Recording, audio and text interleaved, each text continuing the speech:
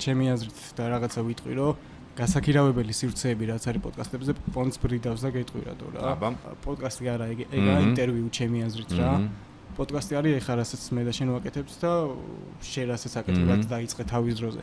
პოდკასტი არა, ინტერვიუ არა, წამყვანი და რესპონდენტი თქვა რა. არის გულწრფელი დიალოგი. ძალიან სწორად აღნიშნე რა, მეც ეგრე მიმაჩნია, რომ ორივე ჟანრი ძალიან პატივსაცემი და ძალიან საყვარელია, პროსტა ჩემთვის განსხვავდება. ინტერვიუ არის სტუმარზე ორიენტირებული ფორმატი, სადაც შეიძლება კითხვების ჯაჭვი ერთმანეთში არ იყოს კავშირში. კითხო უწე ბიტკოინზე რას ფიქრობს და მე კითხო ცოლს რატო დაშორდა რა.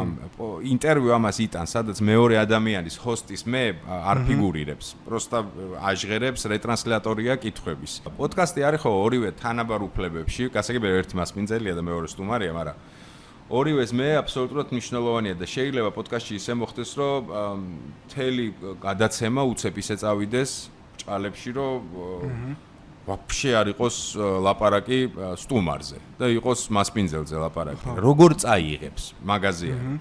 თუმცა კიდევ ვიძახი, პოდკასტებშიც არის ნიშური პოდკასტები, ინტერვიუებშიც არის რაღაცა ნიშური ინტერვიუები.